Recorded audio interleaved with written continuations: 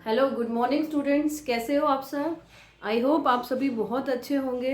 आप सभी का मैं मेरी यूट्यूब की इस छोटी सी फैमिली में बहुत बहुत वेलकम करती हूँ और मैं ये एक्सपेक्ट कर रही हूँ कि आप मेरा बहुत सपोर्ट करेंगे मेरी इस छोटी सी यूट्यूब फैमिली को बड़ा बनाने में। Thank you so much guys. तो आज मैं आप लोग के लिए लेके आई हूँ क्लास 11 अकाउंट्स का चैप्टर 18, जिसके हम 3 पार्ट्स देख चुके थे कि ट्रेडिंग अकाउंट कैसे बनाते हैं, P&L अकाउंट कैसे बनाते हैं और बैलेंस शीट कैसे बनाते हैं। यदि आपने वो मेरी वीडियोस नहीं देखी हैं तो लिंक मैं डिस्क्रिप्शन बॉक्स में मेंशन करूंगी, आप वहाँ पे जाके मेरी वो वीडियोस चेक कर सकते हैं। तो उससे अब नेक्स्ट पार्ट आज हम लोग चेक करेंगे कि क्या फॉर्मूला बेस्ड क्वेश्चंस हम लोग आज करेंगे। उसके बाद हम देखेंगे P&L अकाउंट, ट्रेडिंग अकाउंट और बैलेंस शीट से रिलेटेड क्वेश्चंस। तो चलिए स्टार्ट करते हैं। तो आज जो फॉर्मूला बेस्ड हम क्वेश्चंस करने जा रहे हैं उसका फॉर्मूला पहले समझते हैं। तो वो फॉर्मूला हमारे लिए है कॉस्ट ऑफ गुड सोल्ड। सबसे पहला जो फॉर्मूला हम लोग पढ़ने जा रहे हैं वो है कॉस्ट ऑफ गुड सोल्ड। कि कॉस्ट ऑफ गुड सोल्ड होता क्या है। कॉस्ट ऑफ गुड सोल्ड नाम से समझ में आ रहा होगा कि कॉस्ट ऑफ गुड सोल्ड, जो सामान हमने बेच दिया, जो सामान हमने सेल कर दिया, उस सामान की कॉस्ट हमें कितना लगी है उसको बोलते हैं कॉस्ट ऑफ गुड सोल्ड। ठीक है। अब जो सामान तुमने बेचा है, गुड सोल्ड, जो सामान तुमने बेचा है वो सामान तुम्हारे पास कैसे आया होगा। या तो आपने परचेज किया होगा या ऑलरेडी आपके पास स्टॉक में रखा होगा। दो ही चीज हो सकती है, या तो आपने परचेज किया होगा या आपके पास ऑलरेडी स्टॉक में रखा होगा वो। तो इसका फॉर्मूला हम इसी वर्ड से हम लोग बनाएंगे। आपको याद नहीं करना है, हम लोग इसी से डिराइव करेंगे फॉर्मूला को। ठीक है। तो सबसे पहले जो सामान आपने बेचा है वो सामान आपके पास कहाँ से आया होगा। हम अज्यूम कर रहे हैं कि हमारे पास वो स्टॉक में रखा हुआ है। तो सबसे पहले हम लिखेंगे ओपनिंग स्टॉक। ठीक है। अब हो सकता है कि जो सामान हमने बेचा है वो पूरा का पूरा ओपनिंग स्टॉक में ना रखा हो, ड्यूरिंग द ईयर हमने कुछ उसको परचेज किया हो। तो मैं यहाँ पे लिखूंगी परचेज। ठीक है। अब जब आप परचेज करते हो तो परचेज के साथ में आपकी कुछ कॉस्ट ऐड होती है। ठीक है। उसको बोलते हैं हम डायरेक्ट एक्सपेंसेस। जैसे आपने परचेज किया तो आपने फ्रेट पे किया होगा, तो वो फ्रेट क्या हो गया मेरे लिए डायरेक्ट एक्सपेंसेस। आपने परचेज किया है तो कुछ वेजेस आपने पे किया होगा, तो वो हो गया हमारा क्या डायरेक्ट एक्सपेंसेस। तो यहाँ पे हम लिखेंगे क्या, जितने भी डायरेक्ट एक्सपेंसेस हैं वो। अब आपने जब ओपनिंग स्टॉक, परचेज, जो भी दोनों में से जो भी सामान आपने बेचा है, अब जरूरी नहीं ना कि जितना ओपनिंग स्टॉक और परचेज था, मतलब ड्यूरिंग द ईयर आपने जितना खरीदा था सारा ही सामान आपका सेल हो गया हो, ऐसा कोई कंपलसरी नहीं है। तो हो सकता है कि इसमें से कुछ सामान हमारा बच भी गया हो, स्टॉक में हमारे रह गया हो at the end of the year. तो उसको हम क्या कर देंगे, यहाँ पे लेस कर देंगे, माइनस क्लोजिंग स्टॉक। तो ये हमारा सिंपल सा फॉर्मूला बन गया किसका, कॉस्ट ऑफ गुड सोल्ड का। जो सामान मैंने बेचा उस सामान की कॉस्ट मुझे कितनी लगी है उसको बोलते हैं cost of good sold. Cost of good sold मतलब जो सामान आपने बेचा है वो सामान आया कहाँ से, या तो आपके पास स्टॉक में होगा या आपने परचेज किया होगा। जब आपने परचेज किया होगा तो कुछ एक्सपेंसेस भी लगे होंगे, तो डायरेक्ट एक्सपेंसेस मैंने ऐड कर दिया।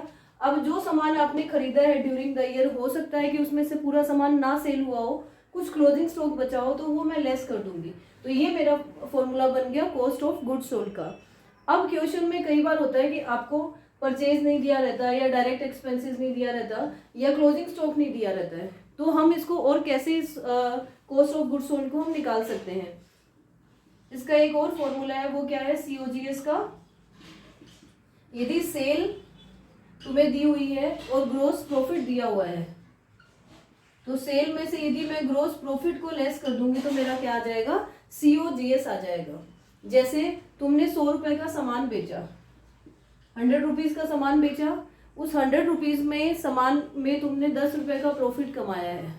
तो आपने जब 100 रुपए का सामान बेचा, 10 रुपीज आपका प्रॉफिट है, तो उसमें आपकी कॉस्ट कितनी लगी होगी, मैं -10 कर दूंगी, तो 90 is my cost of good sold.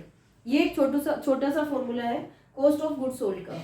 ठीक है। तो क्वेश्चन में यदि आपको ये इन्फॉर्मेशन मेंशन है तो उसके हिसाब से आपका, उसके अकॉर्डिंग आपका क्वेश्चन सॉल्व होगा। यदि ये इन्फॉर्मेशन नहीं है और ये इन्फॉर्मेशन दी हुई है तो उसके अकॉर्डिंग आपको क्वेश्चन सॉल्व करना पड़ेगा। ठीक है। आई होप कि ये कॉस्ट ऑफ गुड सोल्ड का छोटा सा फॉर्मूला आपको समझ में आया होगा। तो अभी हम कॉस्ट ऑफ गुड्स सोल्ड से रिलेटेड काफ़ी क्वेश्चंस करते हैं, जिससे आपको और ज़्यादा क्लैरिटी हो जाएगी। तो चलिए क्वेश्चन स्टार्ट करते हैं।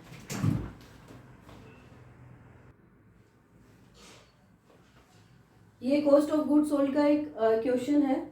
इससे आपको कई चीज़ें समझ में आएंगी इस क्वेश्चन से। जैसे इसमें इनडायरेक्ट एक्सपेंस दे रखे हैं 15,200 के, सेल्स दे रखी है 1,20,000 की, रिटर्न इनवर्ड दे रखा है 12,000 का, ओपनिंग इन्वेंट्री दे रखी है 16,000 की, डायरेक्ट एक्सपेंस दे रखे हैं आपके पास में 18,600 के, नेट परचेज दे रखी है 72,000 की, रिटर्न आउटवर्ड है 8,000, क्लोजिंग इन्वेंट्री है 28,000। तो सबसे पहले आपको ये फाइंड आउट करना है कि कॉस्ट ऑफ गुड्स सोल्ड के जो फॉर्मूला है मेरे पास में, उनमें से कौन सा फॉर्मूला इस क्वेश्चन के अकॉर्डिंग आपके अप्लाई होगा। तो सबसे पहला फॉर्मूला आपका अप्लाई, जो हमने फर्स्ट फॉर्मूला देखा था, opening stock plus purchase plus direct expenses minus closing stock, उससे रिलेटेड सारी इंफॉर्मेशन क्या इस क्वेश्चन में दी हुई है, तो वो सबसे पहले हमें चेक करनी है। तो इसमें हमारे पास क्या है, ओपनिंग स्टॉक भी है, डायरेक्ट एक्सपेंसेस भी है, नेट परचेज भी है और क्लोजिंग स्टॉक भी है। तो फर्स्ट फॉर्मूले से रिलेटेड सारी इंफॉर्मेशन हमारे पास में है, तो हम वो वाला फॉर्मूला यहाँ पे अप्लाई कर सकते हैं। तो सबसे पहले आपका क्या होगा, आपका कॉस्ट ऑफ गुड्स सोल्ड क्या, सबसे फर्स्ट हम फॉर्मूला लिखेंगे, उसके बाद हम सारे फिगर्स उसमें मेंशन करेंगे। तो ओपनिंग स्टॉक प्लस यहाँ पे होता है नेट परचेज। नेट परचेज का मतलब क्या होता है, purchase minus purchase return is net purchase. तो opening stock plus net purchase plus direct expenses minus closing stock. अब आपको देखना है कि यहाँ पे क्या मेरे पास ओपनिंग स्टॉक क्वेश्चन में दिया हुआ है। यस, मेरे पास ओपनिंग स्टॉक दिया हुआ है। तो ओपनिंग इन्वेंट्री मेरा कितना है 16,000, तो मैं यहाँ पे 16,000 लिखूंगी। फिर क्या मेरे पास नेट परचेज दिया हुआ रहता है। नेट परचेज आपको हमेशा ध्यान रखना है, जैसे इस क्वेश्चन में क्या है, नेट परचेज दिया हुआ है, ठीक है, और रिटर्न आउटवर्ड भी आपको दिया हुआ है। नेट परचेज भी दे दिया और रिटर्न आउटवर्ड भी दे दिया आपको।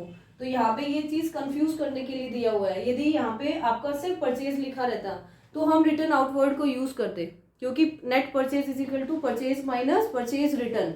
इसीलिए यहाँ पे नेट परचेज दे दिया, मतलब ऑलरेडी इस अमाउंट में से ये अमाउंट लेस होके ये अमाउंट आया है, इसलिए हम लोग यहाँ पे इसको लेस नहीं कर रहे हैं। तो डायरेक्टली मैं क्या लूंगी यहाँ पे 72,000 प्लस डायरेक्ट एक्सपेंसेस मेंशन है यहाँ पे 18,600 और क्लोजिंग स्टॉक मेरा यहाँ पे दिया हुआ है क्या 28,000।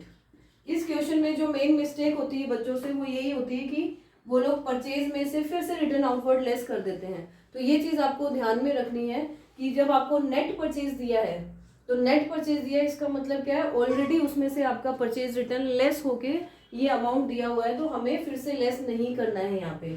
तो ये आपका आ जाएगा क्या COGS। COGS कितना आ गया आपका 16,000 plus 72,000 plus 18,000, 16,000 plus 72,000 plus 18,600 minus 28,000। 78,600 is your COGS। 78,600 is your COGS।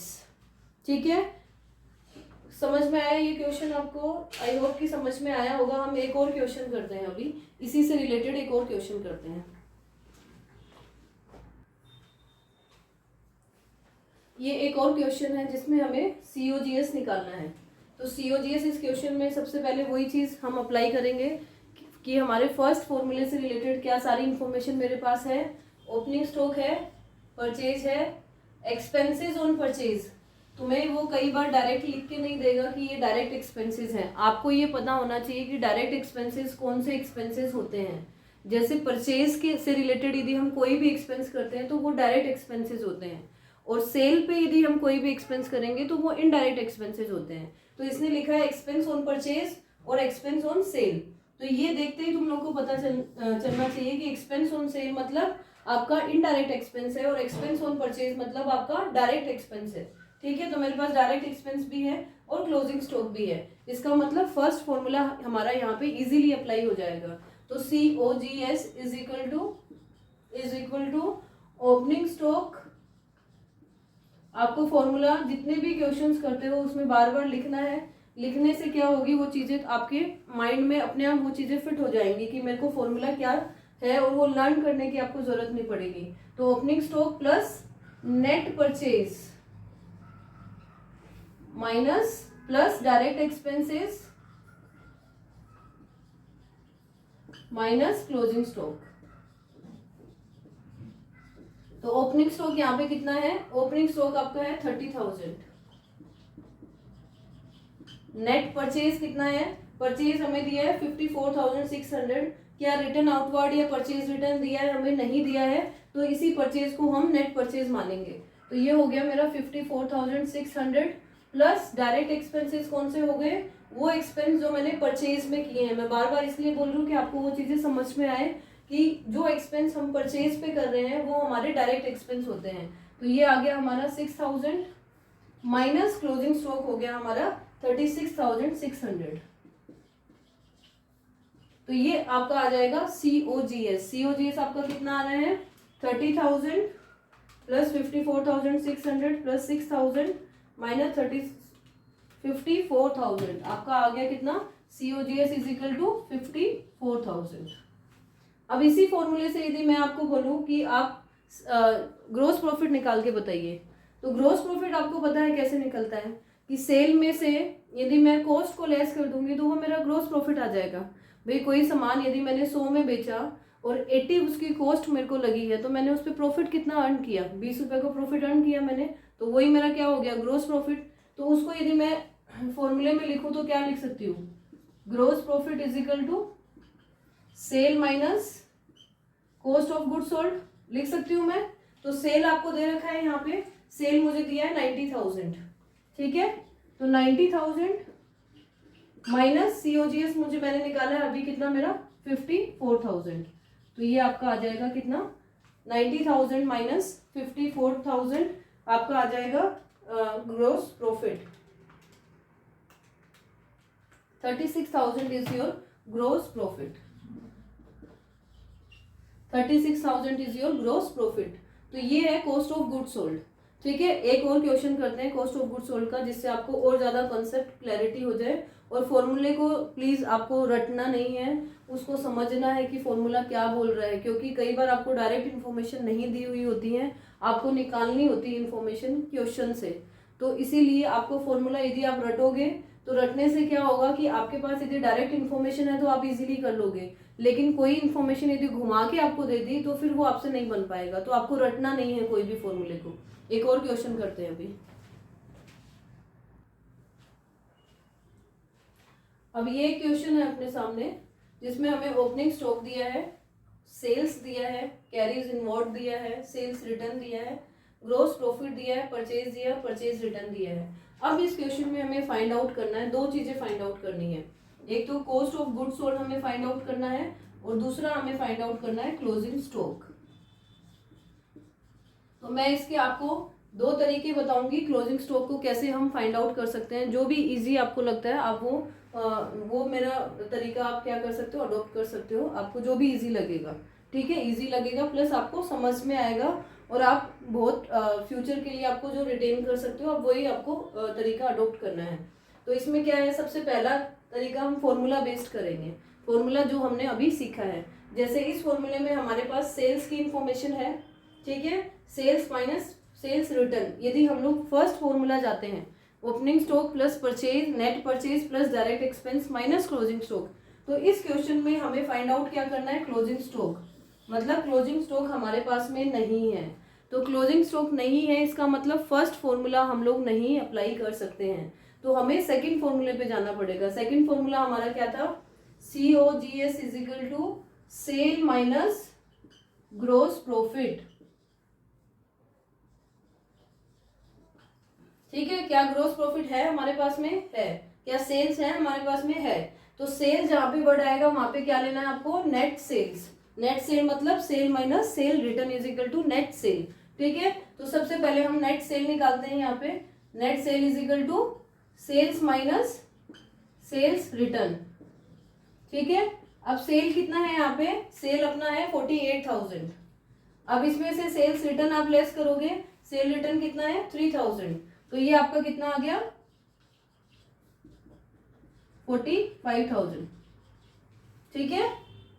समझ में आया सेल रिटर्न मेरा, नेट सेल मेरा कैसे आया, सेल में से सेल रिटर्न लेस कर दिया तो मेरा नेट सेल आ गया। अब नेट सेल में मैं फॉर्मूला यहाँ पे अप्लाई कर दूंगी, net sale is equal to 45,000 minus gross profit मुझे दिया है 18,000। तो इससे मेरा क्या आ जाएगा, COGS। COGS कितना आ जाएगा, 45 माइनस 18, 45 माइनस 18 मीन्स ये आ गया आपका 27,000। 27,000 इज योर COGS। अब आपको निकालना है क्या, क्लोजिंग स्टॉक। क्लोजिंग स्टॉक निकालने के हमारे पास दो तरीके हैं, या तो मैं ट्रेडिंग अकाउंट बना के मैं क्लोजिंग स्टॉक निकाल लूँ, या मैं फॉर्मूले से निकाल लूँ। ठीक है, अब फॉर्मूला हमारे पास क्या था, COGS का फॉर्मूला क्या था मेरे पास में, opening stock plus net purchase plus direct expenses minus closing stock, यही फॉर्मूला था। अब इस फॉर्मूले में मेरे पास COGS मैंने निकाल लिया है, ओपनिंग स्टॉक मेरे पास में है, नेट परचेज मेरे पास, purchase minus purchase return is net purchase मेरे पास में है, डायरेक्ट एक्सपेंसेस क्या है, yes carriage inward is our direct expense, वो भी है मेरे पास। क्लोजिंग स्टॉक नहीं है, तो क्लोजिंग स्टॉक को हम क्या मान लेंगे, X मान लेंगे, और फिर सारे फिगर्स फॉर्मूले में डाल के हम लोग उस X की वैल्यू निकाल सकते हैं। तो COGS मेरा कितना आ गया, 27,000। ओपनिंग स्टॉक मेरा कितना है, opening stock is 15,000। Net purchase मेरा कितना है, purchase minus purchase return 30,000 minus 2,700, 30,000 minus 2,700 is equal to 27,300। 27,300 is net purchase हो गया, डायरेक्ट एक्सपेंस मेरे पास 3,000 है, और मेरे पास अब क्लोजिंग स्टॉक नहीं है, क्लोजिंग स्टॉक को मैंने मान लिया X। ठीक है, अब X की वैल्यू मुझे निकालनी है इसमें, तो X की वैल्यू कैसे निकलेगी, पहले मैं इसको ऐड कर लेती हूँ, 15,000 plus 27,300 plus 3,000, 45,300। 27,000 is equal to 45,300 minus X। अब X को मैं इधर लेके जाऊंगी तो प्लस का हो जाएगा, X इज इक्वल टू 45,300, और 27,000 को उधर लेके जाऊंगी तो ये माइनस का हो जाएगा, तो ये आ जाएगा आपका क्या, closing stock 45,300 minus 27,000, 18,300 is your closing stock. ठीक है, ये तो हो गया आपका फॉर्मूला बेस आंसर, कि फॉर्मूला आपको यदि पता है COGS का तो उसके अकॉर्डिंग आप निकाल सकते हो कि कैसे क्या क्लोजिंग स्टॉक की वैल्यू होगी। क्लोजिंग स्टॉक ही नहीं, यहाँ पे कुछ भी आपको नहीं दिया हुआ है, कोई भी एक फिगर मिसिंग है और उसके अलावा आपके पास सारी चीजें हैं, तो आप इस फॉर्मूले से भी निकाल सकते हो सारी चीजें। दूसरा तरीका है कि हम ट्रेडिंग अकाउंट बना के निकाल सकते हैं। ट्रेडिंग अकाउंट बना के कैसे निकालना है वो अभी देखते हैं हम लोग। अभी हम ट्रेडिंग अकाउंट बना के देखेंगे कि हम लोग कैसे क्लोजिंग स्टॉक की वैल्यू निकाल सकते हैं। तो ट्रेडिंग अकाउंट का फॉर्मेट कैसा होता है ये हम लोग पहले सीख चुके हैं कि ट्रेडिंग अकाउंट हमारा T शेप में बनता है। ठीक है, ये T शेप में हमारा बनेगा ट्रेडिंग अकाउंट।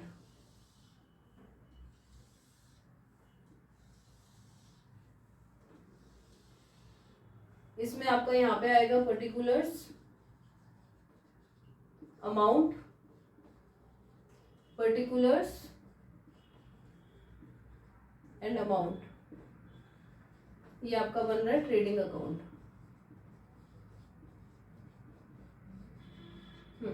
ट्रेडिंग अकाउंट में आपको पता है कि इस साइड सारे एक्सपेंस आते हैं, इस साइड सारी इनकम आती है।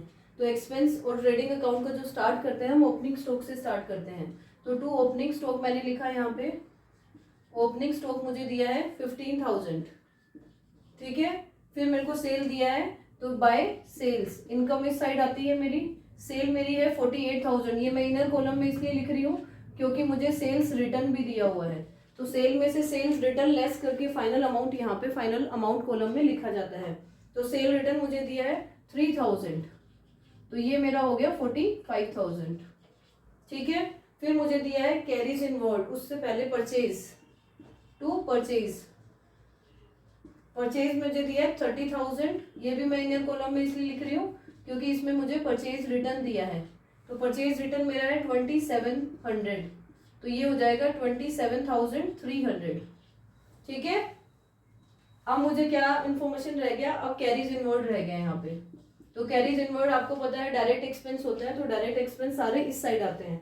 तो डायरेक्ट एक्सपेंस हो गया आपका 3,000। जितने भी इनवर्ड एक्सपेंसेस हैं वो सब डायरेक्ट है, जितने आउटवर्ड होते हैं वो सब आपके इनडायरेक्ट एक्सपेंसेस होते हैं। यदि किसी को वैसे ना समझ में आए तो इससे भी आप डिफ्रेंशिएट कर सकते हो कि इनवर्ड एक्सपेंसेस सारे अपने डायरेक्ट एक्सपेंस हैं और आउटवर्ड जो भी जिसके वर्ड आउटवर्ड लिखा होगा तो वो हमारे इनडायरेक्ट एक्सपेंसेस होते हैं। तो 3000 यहाँ पे आ गया। फिर आपको दे रखा है जीपी। जीपी आपको पता है इस साइड आता है और ग्रोस लॉस इस साइड आता है। तो मैं यहाँ पे लिख दूंगी टू ग्रोस प्रॉफिट।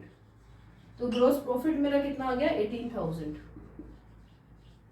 अब आपको पता है कि ट्रेडिंग अकाउंट में क्या क्या आता है। ट्रेडिंग अकाउंट में ओपनिंग स्टॉक आता है, परचेज आता है, डायरेक्ट एक्सपेंस आते हैं, सेल आता है, क्लोजिंग स्टॉक आता है और उससे फिर हमारा ग्रोस प्रॉफिट या ग्रोस लॉस निकलता है। तो यहाँ पे आप इजीली फाइंड आउट कर सकते हो कि कौन सी चीज मिसिंग है। ऑब्वियसली क्लोजिंग स्टॉक मिसिंग है, तो जो भी बैलेंसिंग फिगर आएगा वो हम क्लोजिंग स्टॉक निकाल सकते हैं।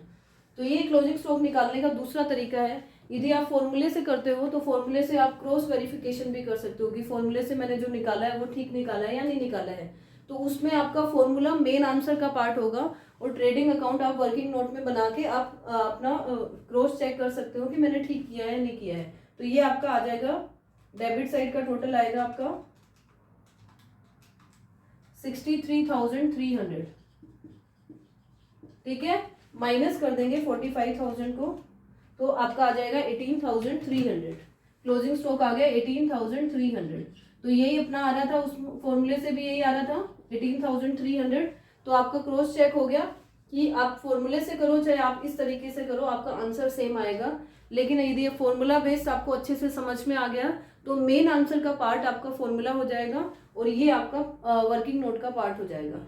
आई होप कि आपको ये वीडियो अच्छे से समझ में आया होगा।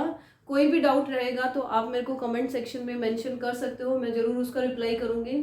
Thank you so much. यदि आपको समझ में आ रहा है तो please do like share and subscribe my channel. Thank you so much.